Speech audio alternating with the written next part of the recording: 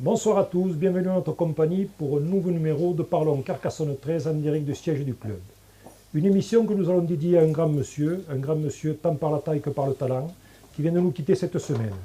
Pierre Escourou était un joueur intelligent, racé et élégant, qui a porté haut les couleurs jaune et noir. Ses obsèques ont été célébrées cet après-midi en l'église Saint-Gémer. Nous n'oublierons pas ce troisième ligne de grand talent et adressons une très affectueuse pensée à sa famille. Une émission qui sera éclectique aujourd'hui, puisque si nous parlerons de rugby avec Jean-François Albert, le coordinateur du club, coordinateur sportif du club, nous allons évoquer avec Hubert Sourny, l'ostéopathe du club, sa passion pour les sports mécaniques et sa participation récente au dernier Paris-Dakar, au sein de l'équipe d'assistance du vainqueur auto. Bonsoir messieurs, merci d'avoir répondu présent à notre invitation. Bonsoir. Bonsoir. Jean-François, vous êtes le référent Covid du club, sachant que la fédération a pondu ou applique un nouveau protocole. Quelles seront les différences majeures entre ceux qui existaient avant et ceux qui existent maintenant, si ce n'est que le pass sanitaire a été transformé en pass vaccinal comme pour l'ensemble des Français, j'allais dire. On se retrouve confronté à la même réalité, quelque part c'est logique, hein. Peut-être même on aurait dû l'anticiper, mais ça c'est pas du fait de notre fédération, hein. Je pense qu'à un moment, si on veut que la compétition elle puisse se dérouler de la meilleure des manières, quelque part il faut s'en donner les moyens. On a en plus une population en bonne santé, des gens qui font du sport, donc c'est à mon avis important de transformer effectivement le pass vaccinal le pass sanitaire en pass vaccinal. Voilà, ça va nous demander un petit peu de contrôle là dans les jours qui viennent pour transférer l'ensemble des données à la fédération. Et surtout, j'espère qu'on va voir de plus en plus s'éloigner l'épidémie. C'est vrai qu'entre les joueurs qui sont déjà vaccinés, ceux qui sont en cours de vaccination et ceux qui ont attrapé le Covid dans les dernières semaines, on devrait, je pense, globalement, sur l'ensemble des effectifs du championnat, se retrouver avec une population qui devrait être tranquille pendant plusieurs mois et qui va pouvoir jouer... Le plus ensemble derrière nous. Moi, je ne suis pas docteur, hein. Après, je vois par rapport à notre population, on était à un taux de vaccination très très élevé dans l'équipe. Ceux qui n'étaient pas l'ont chopé, comme dirait l'autre. Donc ça blanchit, entre guillemets, le groupe pour des longs mois. Maintenant, on va pouvoir davantage se concentrer sur le rugby et peut-être, c'est pas d'être moins prudent, mais être moins face au protocole d'avant, finalement, qui était extrêmement lourd pour les joueurs, puisqu'on tournait globalement... Puis les incertitudes aussi que ça... Voilà, un ou deux tests semaine, avec à chaque fois, on joue pas...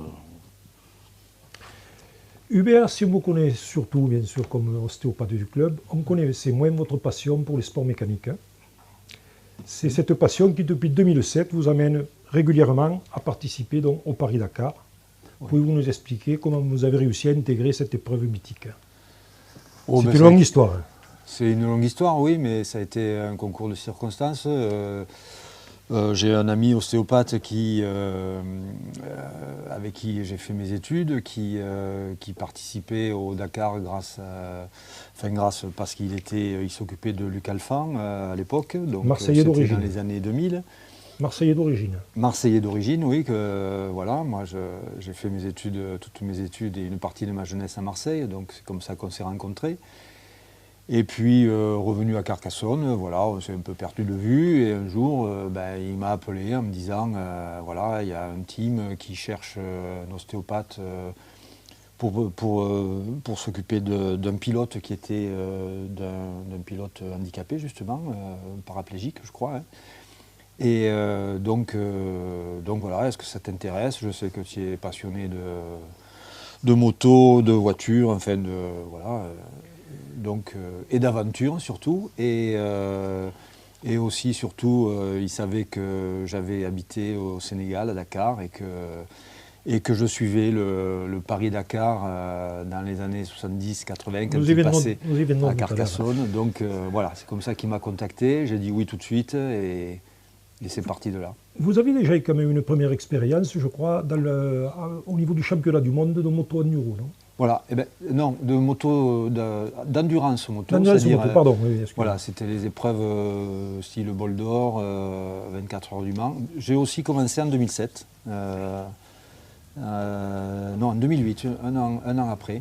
Et ça a duré 12 ans l'histoire. Voilà, j'ai arrêté en 2019. Voilà. C'était aussi quelque chose qui m'a passionné et que j'ai fait chaque année. Voilà. C'est une belle parenthèse dans une voilà. Dans une ça m'a permis, c'est surtout que ça me... moi, ma passion au niveau de mon travail, c'était aussi de côtoyer des sportifs. Et entre le rugby, le sport mécanique, le triathlon aussi, puisque j'ai pratiqué et donc j'ai été au club de triathlon de Carcassonne. J'ai rencontré plein de sportifs et ça m'a permis à la fois de faire de belles rencontres, d'évoluer dans mon travail, voilà. de pouvoir m'exprimer en tant qu'ostéopathe dans ce que j'aimais. Voilà, donc j'ai fait un peu j'ai un peu tout, je ne vais pas dire mélanger, mais ça m'a... Vous avez goûté à plusieurs... J'ai goûté à tout, quoi. Voilà. À plusieurs fruits. Voilà, et vraiment ça m'a passionné. Ça me passionne toujours d'ailleurs. Hein. Jean-François, samedi dernier, était prévu le matin à Domecq l'entraînement commun entre Carcassonne 13 et Toulouse, le Toulouse Olympique version Super League. Donc. Cette manifestation, enfin, ce rassemblement a été malheureusement annulé pour des raisons de Covid dans les rangs de l'équipe toulousaine. Je pense que vous allez être un petit peu plus déçu que tout le monde parce que c'était l'occasion de voir votre fils refouler la pelouse de Domecq, puisque votre fils maintenant instrumente sous les couleurs du Théo. Ouais, j'avais pas tellement pensé à ça en fait, mais bon, oui, déçu parce que ça faisait partie en fait de notre événement hein, voilà. De janvier. Hein, ça fait très longtemps qu'on ne joue pas, on s'en plaint assez, donc ça nous mettait face à une situation intéressante sur le fond et sur la forme, hein, parce que les entraîneurs s'étaient parlé, Sylvain Houlès avait transmis la séance à Frédéric Camel qui voulait faire, séance commune, donc on allait nous faire en quelque sorte des répétitions pendant la semaine, on allait faire aussi une opposition face à des joueurs qui sont en fin de préparation, donc qui commencent à être quand même bien prêts on va dire, c'était intéressant, voilà, ça se fait pas. C'est vrai que j'ai pas trop pensé à Lucas, du coup vous me faites penser, donc c'est vrai que ça aurait été chouette aussi cet aspect-là, mais c'est vrai que j'étais plus en mode club et vraiment intérêt pour notre collectif, le leur aussi, mais j'allais dire pour eux c'est pas le curseur, il se place pas, il se positionne pas tout à fait pareil. Je pense qu'ils veulent vérifier un certain nombre de choses qui à nous concernent moins, mais je crois que pour nos joueurs, oui, il y avait de la déception parce que c'est toujours intéressant de se frotter à des garçons qu'on connaît, mais qui sont dans un autre type de préparation. Restons quand même un petit peu sur Lucas. Est-ce qu'il est toujours quand même concerné par Carcassonne 13, par ce qui s'y passe, par ce que font ses anciens coéquipiers? Est-ce qu'il est toujours en relation avec eux déjà? Oui, après Lucas, il est toujours en relation avec son faisceau d'amis. Hein, c'est pas quelqu'un qui... Voilà, il y en a qui ne savent pas où ils vont, lui, il sait d'où ils viennent. Donc il n'est pas trop formaté pour oublier ou pour dénigrer. Hein. C'est pas son... Voilà, c'est pas comme ça qu'il fonctionne. Donc oui, et puis je remercie Cédric et vous et d'autres. Hein. La jeunesse est quand même très férue de réseaux et de communication via le téléphone portable. Donc rassurez-vous, il est en lien très étroit avec Carcassonne 13. Il a toujours un œil de toute manière attentif sur ce qui se passe. Hein. Lucas, si tu nous entends. Comment se passent les choses pour lui? Est-ce qu'il avait été blessé, je sais, dans la saison dernière? Est-ce qu'il a pleinement retrouvé ses moyens? Oui, là, depuis plusieurs mois, il est vraiment à 100%. Il s'entraîne très bien, je pense. Il n'a eu aucun pépin pendant toute la phase d'entraînement. Donc, il a eu en tout et pour tout 5 jours d'absence parce qu'il a fait, comme j'allais dire, plein. Il a attrapé le Covid il y a 15 jours malgré ses 3 doses. Donc, mais voilà, ça l'a pas. Je pense que vous échangez au niveau de la préparation. Bon, il doit vous dire un peu comment il vit. Bon, ça peut être. Vous pouvez puiser là-dedans, vous, dans cette expérience-là, peut-être de la matière pour transmettre à Carcassonne 13. Hein. Ben, paradoxalement, pas tellement. On ne parle pas trop de. Voilà. On parle du rugby, j'allais dire un minimum, mais après, on joue ce jeu-là depuis longtemps avec lui. Il a aussi besoin de sa bulle d'air où justement on parle beaucoup de chasse, on parle beaucoup de pêche. On lui donne aussi cet espace-là parce qu'il en a besoin et que ça fait très longtemps, finalement, malgré son jeune âge, qu'il est confronté à une forme de pression quand même. Le sport professionnel, ça demande beaucoup d'investissement. Donc, pendant la semaine, on se téléphone pour parler de rugby, mais là, par exemple, ce soir, je mangeais avec lui, on parlera très certainement plus de chasse que de rugby.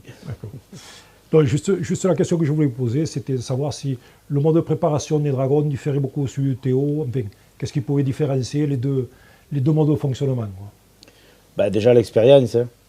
Il est quand même clair que les Dragons aujourd'hui, ils sont sur. C'est 2006, donc on est sur 15 ans d'expérience. Ils ont quand même essayé un peu toutes les préparations. Enfin, Hubert en parlerait mieux que moi, hein. C'est moins mon rayon, mais vous savez, les préparations, il y a les dadas, il y a les modes, il y a plein de choses. Donc les Dragons, ils sont passés un peu partout. Toulouse a déjà expérimenté pas mal de choses au niveau du championship. Pour moi, quand même, les Dragons restent quelque part en avance et c'est logique, hein, parce que le cumul de travail à la fois, d'expérience, doit quand même compter. Après, Toulouse je connais suffisamment Sylvain pour savoir qu'il a regardé très très attentivement ce qui se passe depuis plusieurs saisons. Voilà, mais bon, je pense pas que les Toulousains, en termes, du point de vue purement physique, soient au niveau des Dragons au moment où on parle. Hein, au moment où on parle. Ça me paraît difficile dans la mesure où... Enfin, c'est bête ce que je dis, mais quand ça fait 10 ans que tu joues et que ça va faire un jour que tu joues, ben, j'allais dire heureusement que celui qui est depuis 10 ans a un peu d'avance sur toi.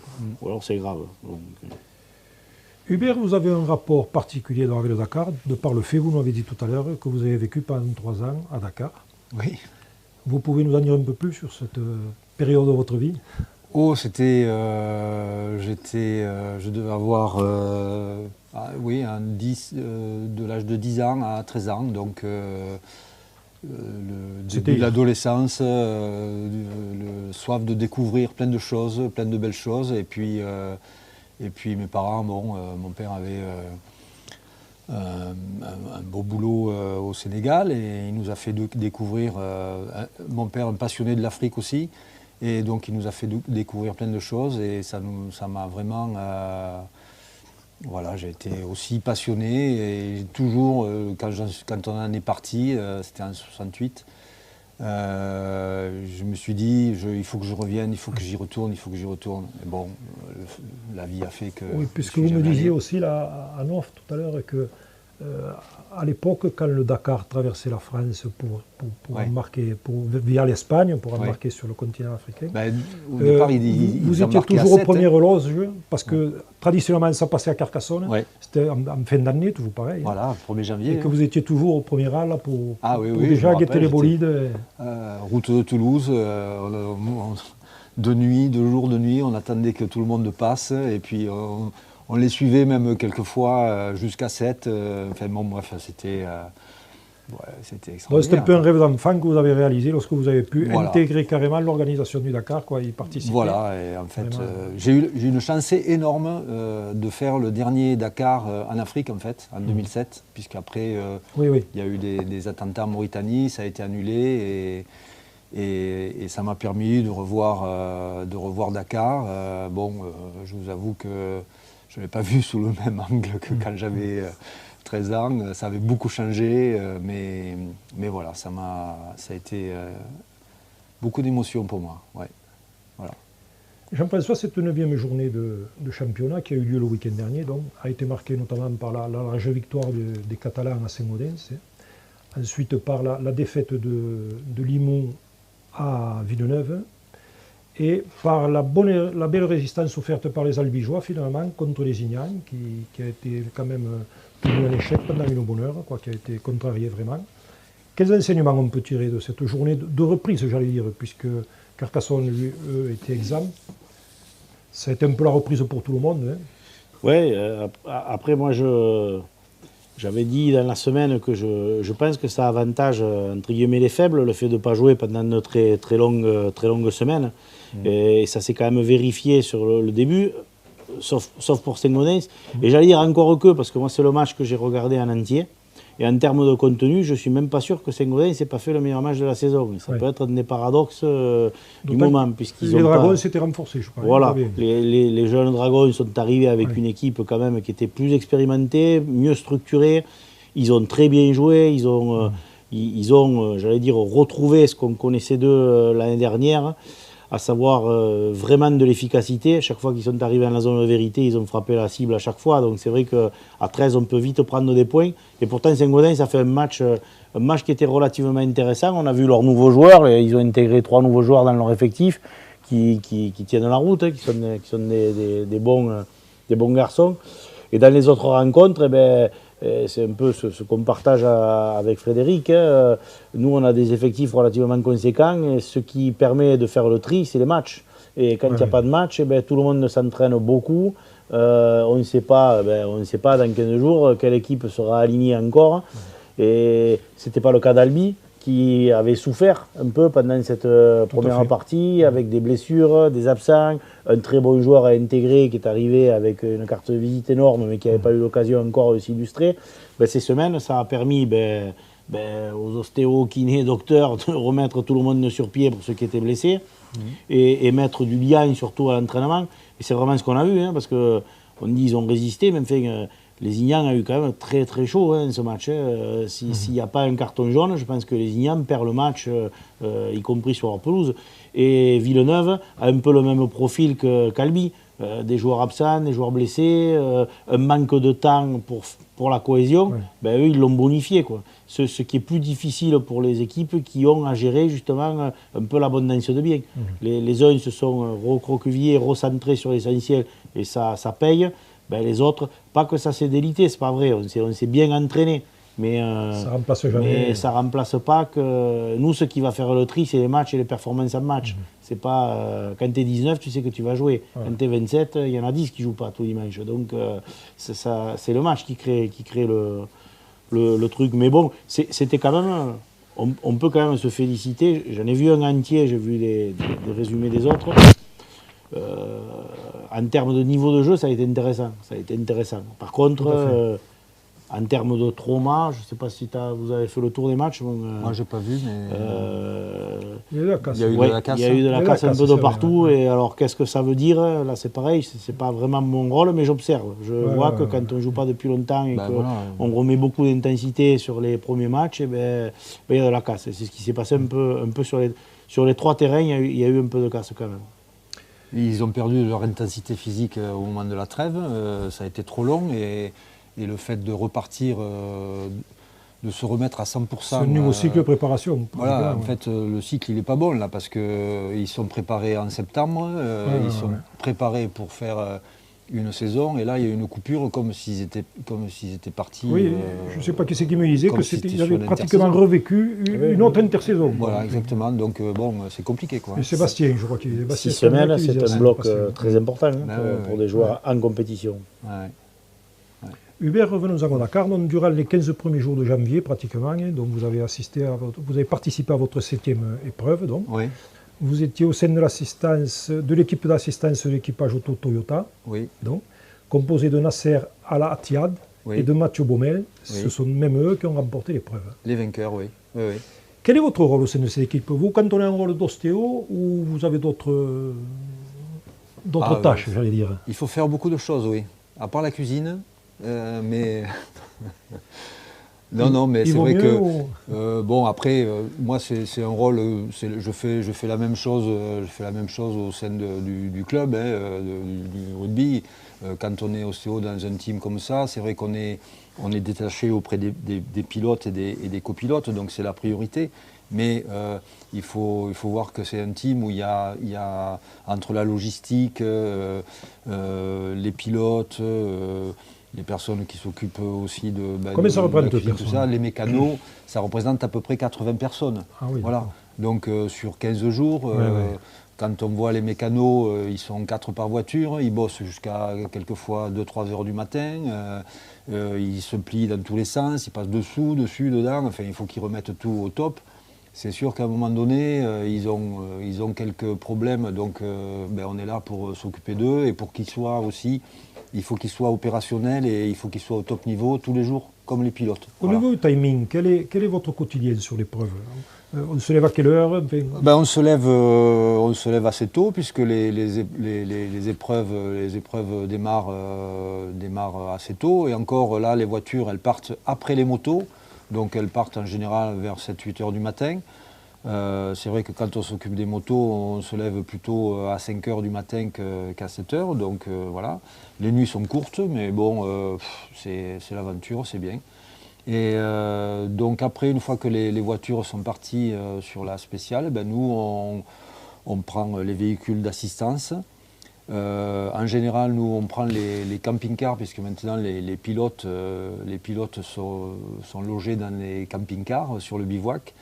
Et donc, on amène le camping-car au bivouac suivant, quoi, voilà. Donc, on passe entre 4 et 7 heures de route, ouais, quoi, 7 heures de route. Suivant les pays, ça peut être agréable. Vous empruntez les mêmes itinéraires que la course? Non, on prend que la route, quoi, que de la route pour aller d'une ville à l'autre, et voilà. Et en fait, quand on arrive au bivouac, on s'installe. Nous, on avait notre tente d'ostéopathie, là, et donc avec nos tables, puisqu'on était deux ostéos sur le team. Et quand les pilotes arrivent, ils viennent se faire soigner, s'ils ont des bobos ou pas. Et puis voilà, donc ça dure à peu près, on voit entre 7 et 10 pilotes, 10 personnes dans l'après-midi, quoi. Ça peut durer jusqu'à 9h du soir, 9h, 10h, suivant les arrivées. Voilà. Après on va manger, après on va se coucher sous la tente. D'accord. Jean-François, la fédération vient de dévoiler le staff de l'équipe de France du U19, qui sera composé d'Éric Anselme et de Florian Chotard, deux garçons que vous connaissez bien. Vous pouvez dire un petit mot sur eux? Florian Chotard, c'est le cadre technique, c'est celui qui est le référent dans cette catégorie depuis plusieurs saisons. Moi, Florian, je l'ai découvert, j'allais dire, puisque j'ai travaillé pendant longtemps avec Olivier Janzac avant. Et quelque part, on se connaissait plus ou moins. Et on a vraiment appris à se connaître en travaillant la première année. Il y a eu, je pense, de part et d'autre, beaucoup de points positifs, quoi. Donc, pour moi, c'est quelqu'un qui, et heureusement, qui maintient la structure de haut niveau, au même titre que Florent Tost, qui a le même rôle que Florian avait le U17.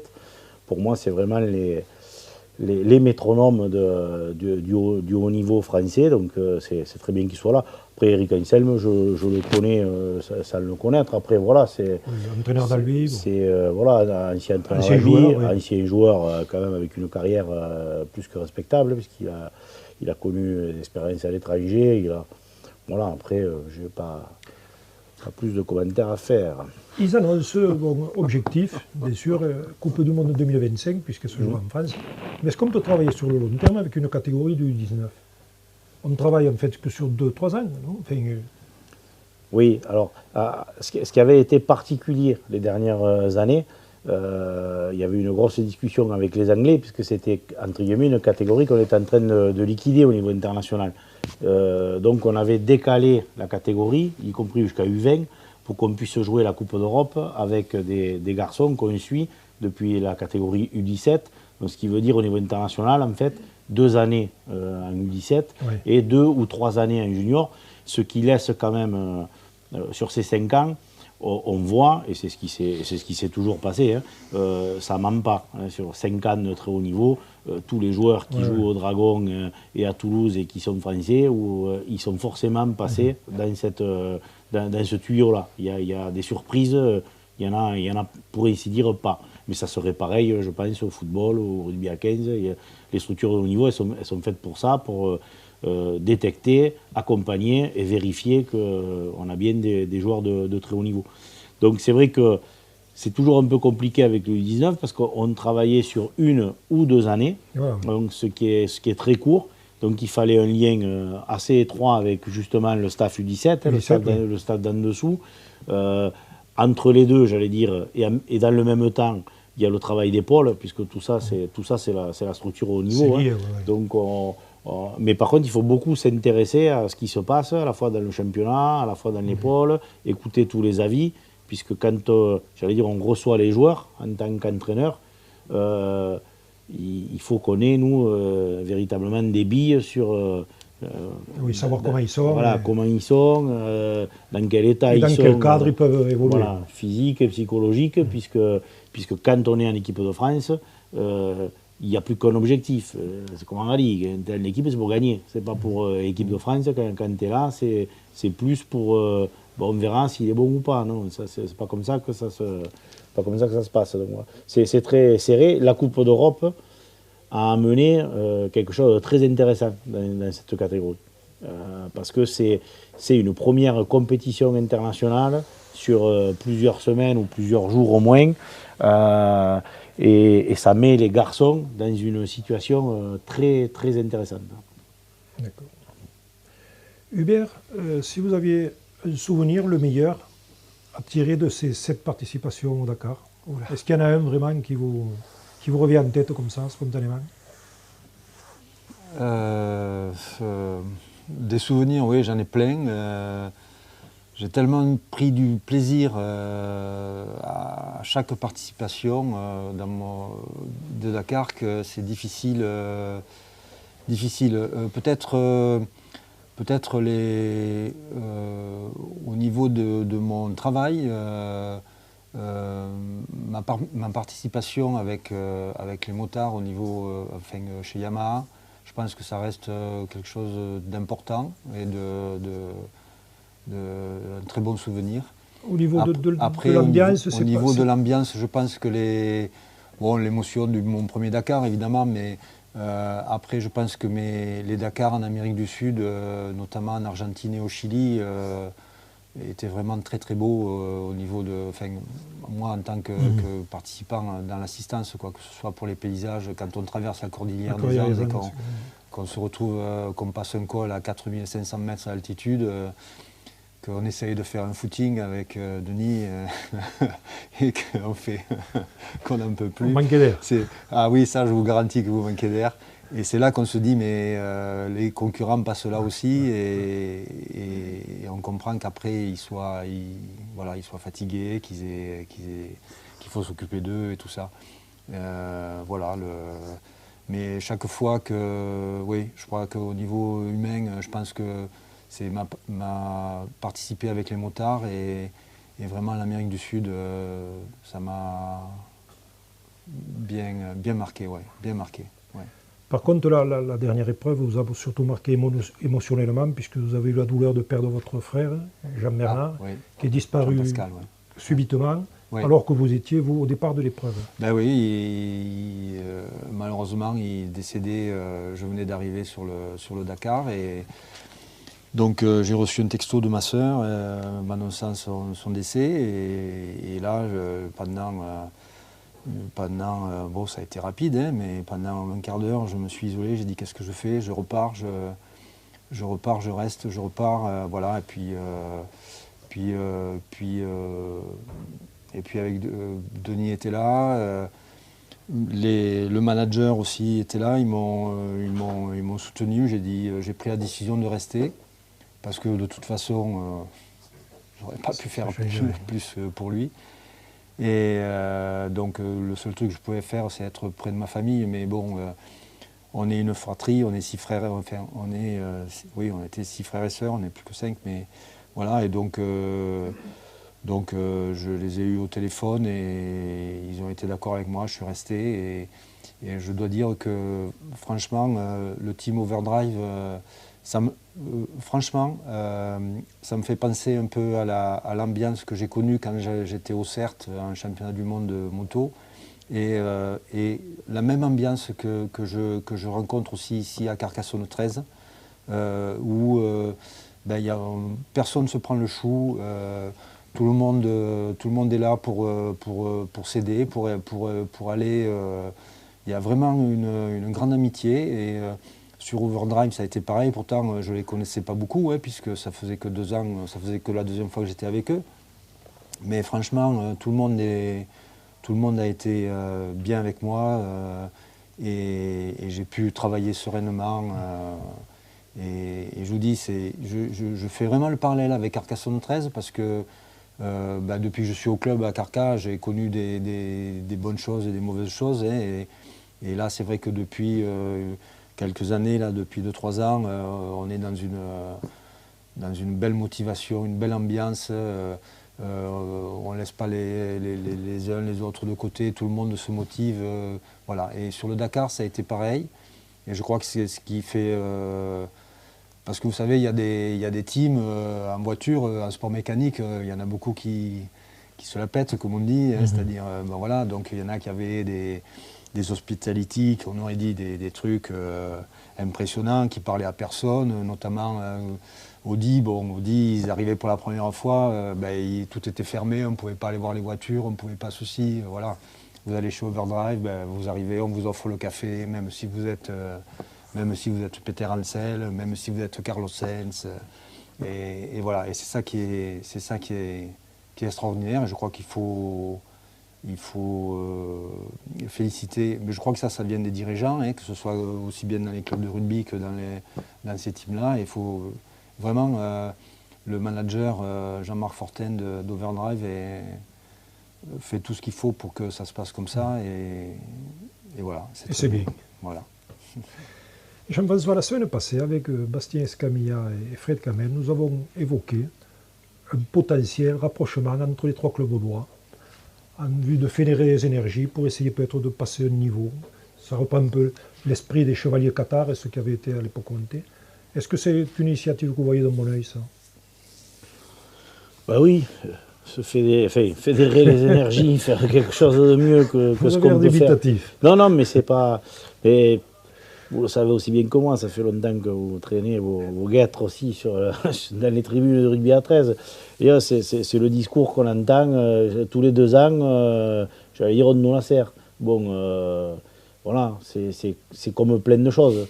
Un jour dans la vie, il faut arrêter d'en parler et puis il faut le faire. Donc, comme Saint Thomas, quand vous la verrez. C'est tout, quoi. Voilà, non, mais on parlait de Dragon tout à l'heure. Vous voyez, on aime ou on n'aime pas. Mais Gouache, le jour, quand il en a eu assez, de Saint-Estève, de Catalan, Pia, Bao, il a dit bon, vous voulez pas, j'y vais quand même. Voilà.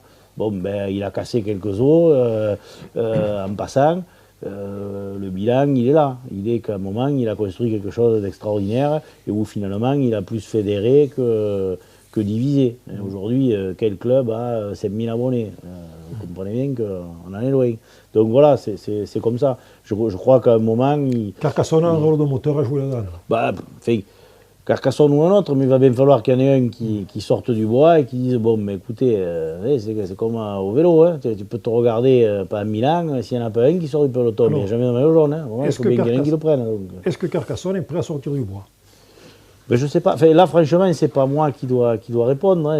J'ai questionné nos présidents sur ne serait-ce qu'une intervention à l'air très forte, parce que je pense qu'on serait dans notre rôle.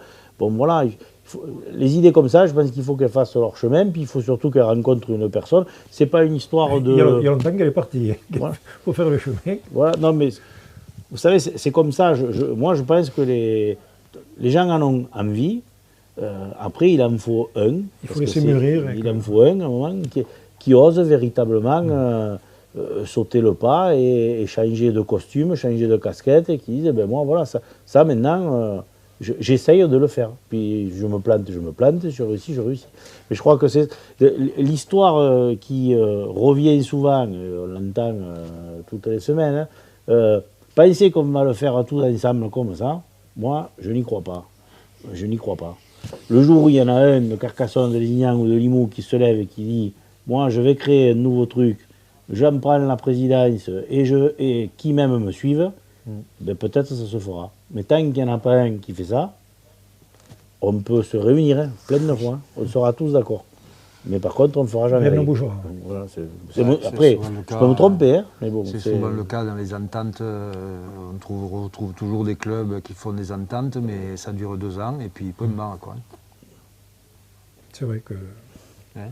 ce que vous avez évoqué tout à l'heure en parlant de Bernard Guache, c'est effectivement, il faut taper sur la table un moment et démarrer, quoi. Se lancer. Ouais. Hubert, physiquement, qu'est-ce que ça représente un Dakar pour les pilotes, qu'ils soient moto ou auto? Physiquement, c'est lourd comme, Alors, compte tenu du contexte il faut déjà qu'ils arrivent avec de l'environnement. Voilà, il faut déjà qu'ils arrivent avec une préparation physique, quand même, une bonne préparation physique. On peut les considérer comme des athlètes de haut niveau. Hein. Tout ça pour dire, Jean-François, qu'on ne le fera pas l'an prochain tous les deux. Non, si, vous pouvez, parce que justement, j'allais dire, je parle des professionnels, je parle des pros. Mais les amateurs, ils n'ont pas tous une préparation physique top niveau. Mais c'est vrai que dans les teams pros, dans les teams usines et tout ça, ben, les pilotes sport mécanique, ils sont, voilà, c'est sportifs de haut niveau, donc ils ont au moins 6 mois de préparation physique. Alors bon, c'est surtout du cardio. Bon, ils font pas de muscu plus que ça. Ils font surtout du vélo, course à pied, ouais, un peu de muscu ou plutôt du comment on appelle ça, du cardio training, voilà, ouais, voilà, des trucs comme ça. Voilà. Après, sur l'épreuve, eh ben, les voitures, les pilotes, les voitures sont de plus en plus confort.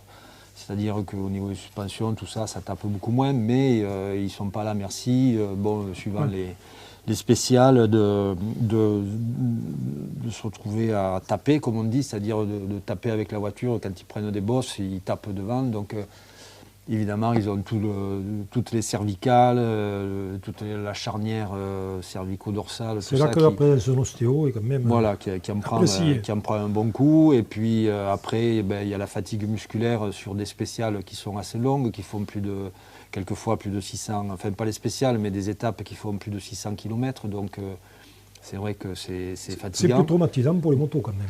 Alors après, sur les motos, effectivement, c'est plus traumatisant parce que déjà, ils passent leur journée debout sur la moto. Après, pendant les liaisons, ils sont assis sur la moto, mais elles sont tellement peu conçues pour être assis qu'ils se mettent dans des positions un peu bizarres pour ne pas avoir mal. Donc quand ils arrivent, ils sont un peu cassés. Et puis, c'est rare quand un motard tombe pas ou n'ait pas besoin d'appuyer avec la jambe ou de faire un mouvement un peu extrême. Et voilà, déjà quand vous passez votre journée à relever 3 fois la moto dans le sable, c'est un peu fatigant, quoi. Il vaut mieux avoir une certaine force physique, quoi. Les blessures les plus fréquentes sont celles liées aux chutes quand même. Alors en moto, oui, quand il tombe... oui, je parle de moto. Voilà, quand il tombe, c'est même très dangereux, mais ça fait partie de tous les sports mécaniques. Et en moto, on sait qu'on n'est pas protégé, donc la moindre chute, ça peut être très grave, quoi. Voilà. Après, en voiture, évidemment, on est protégé par la carrosserie, donc à part des contusions et un choc important, quand on tape, après, ils ont les casques, ils sont protégés avec les hanches au niveau des cervicales, tout ça. Donc maintenant, la sécurité, elle est vraiment... de plus en plus top, quoi, hein. Donc des blessures graves, il y en a moins, heureusement, tant mieux. Voilà, après il peut y avoir des petits bobos, mais bon, je vous dis, c'est surtout mécanique et musculaire, quoi. C'est surtout ostéo-articulaire qui a des soucis. C'est pour ça qu'on est là d'ailleurs, et c'est pour ça qu'on essaye de prendre soin d'eux. Pour qu'ils soient le mieux possible le lendemain et que voilà, on les assiste avant le départ un peu, voir s'ils ont bien dormi, s'ils n'ont pas un souci articulaire. Et puis dès qu'ils arrivent, on va voir comment ils sont, un peu comme font les mécanos pour les voitures. On fait exactement pareil. Voilà. Enfin, nous, je sais qu'avec Denis, on s'est donné cette option, de prendre soin et d'être surtout à l'écoute d'eux parce que on sait que le team il est performant et que si nous on n'est pas performant, Ils ne seront pas les meilleures conditions. Voilà, il va manquer quelque chose. Voilà. Et donc c'est ce qu'on fait avec Denis. On est tout le temps à l'écoute, on essaye d'être au plus près d'eux. Et bon, on n'est pas costéo. Quelquefois, ils ont un bobo, il faut les aider. On s'occupe un peu de leur alimentation aussi. On voit un peu comment ils gèrent leur sortie d'étape. On est là pour leur dire, bon, ben maintenant, parce que quelquefois il y en a qui traînent, quelquefois il y en a qui, voilà, ben, ce serait bien que tu ailles dormir, ce serait bien que, voilà, on fait un peu les papas, quoi. Comment on fait une victoire au Dakar? Comment on fait une victoire au Dakar? Il y a les troisième mi-temps là aussi? Alors, c'est comme partout ailleurs? C'est très rapide parce que malheureusement, moi j'aimerais bien faire une troisième mi-temps. de rugby en plein désert. Après le désert. Mais malheureusement, en fait, il y a un podium après par exemple, là, le Dakar, c'est fini un vendredi matin, donc à la sortie de la spéciale, ils font un petit podium, là, vite fait, mais il n'y a pas de spectateurs, il n'y a personne. Ouais. Et après, ils arrivent donc à la ville étape, à la dernière, quoi. Là, c'était à Jeddah. Et donc, ils passent sur un podium, tous les concurrents passent sur un podium, voilà, pas forcément dans leur ordre de classement, mais dans leur ordre d'arrivée. Ouais. Et donc là, on peut les accompagner, on peut monter sur le podium et les féliciter, voilà. Et puis après, le soir, il y a une nouvelle, il y a vraiment un podium officiel où c'est les 3 premiers de chaque catégorie qui passent. Oui, c'est du protocole. Mais sinon, nous, les teams, après, quand la course est finie, on range le matériel, on va à l'hôtel, on se douche et on prend l'avion le lendemain matin, quoi. Ouais, voilà. Donc, on se boit un petit canon quand même. Va. Ah non, on n'a pas le droit en Arabie Saoudite. Il ne faut pas y aller pour ça. Mais on a ce qu'il faut, vous inquiétez pas. Non, c'est pas vrai. Jean-François, je ne sais pas si vous l'avez lu, mais dernièrement, il y a les Baroudeuses de Pia, qui est l'équipe féminine de Pia, donc, qui évolue en élite 1, qui a déclaré forfait général. Et la fédération, faisant fi de tous les règlements existants, a décidé de les rétrograder donc en élite 2. C'est ça. Mais carrément d'annuler les rencontres qui avaient été jouées précédemment. C'était le cas de Carcassonne qui avait joué contre Toulouse, je crois. Et donc d'annuler carrément le début de la compétition et de repartir sur une nouvelle compétition. J'allais vous dire, ça veut dire quoi? Est-ce qu'il n'y a pas, d'après vous, un manque de respect quand même pour les dirigeants, les joueurs, l'encadrement? Enfin, après, ça paraît ubuesque quand même. Voilà, la manière d'organiser les compétitions depuis le début quand même, bon, entre la vraie fausse Coupe de France, que finalement on a fait le choix d'abandonner, vu l'ampleur des dégâts qui avaient été faits au premier tirage. Donc voilà, après, j'allais dire quelque part, c'est dans le ton, quoi. C'est dans le ton. À un moment, on a beaucoup reproché à l'ancienne équipe, à des moments, une certaine forme de rigueur et peut-être un peu d'austérité. Bon, là, je pense que c'est bien de faire avec des trubliums, mais bon, à des moments, quand même, il faut un peu maîtriser le sujet. Là, on a quand même l'impression, à des moments, qu'il y a des sujets qui échappent à tout contrôle. Toutes les semaines, il y a quelque chose qui paraît un peu... Après, c'est comme ça. Après, bon... Voilà, je pourrais en parler pendant des heures. Après, je pense aux filles, je me dis qu'au fond, finalement, elles vont quand même jouer au rugby. Donc, on va dire que c'est mieux. Mais pour autant, j'entends parler beaucoup de crédibilité, visibilité et compagnie. Je pense qu'actuellement, c'est pas sur le terrain que ça pêche le plus. Je pense que c'est vraiment derrière la coulisse, derrière le rideau, qu'il va falloir faire... si ce n'est le ménage, au moins essayer de mettre des personnes compétentes dans des domaines qui sont les leurs et que ça file un peu plus droit, quoi, parce qu'on est beaucoup dans le fantasme 2025, tout ça. Hein, je suis le premier enchanté qu'on aille vers un événement aussi majeur. Mais il faut y arriver. Pour autant, il faut un peu aussi... la crédibilité et la visibilité, c'est un peu tous les jours. Quand même. Et soigner le quotidien, effectivement. Hubert, qu'est-ce qui est le plus dangereux? Participer à un Dakar ou faire un match de rugby? Ou participer à un match de rugby? Le plus dangereux, comment ça? Physiquement ou intellectuellement? Physiquement, les deux. Enfin, pour moi, le plus dangereux pour moi? Ou pour un pour un sportif? Alors, je pense que le sport mécanique, ça reste quand même... ce qu'il y a de plus dangereux, quoi, parce que même si on essaye de maîtriser au mieux les accidents et la sécurité et tout ça,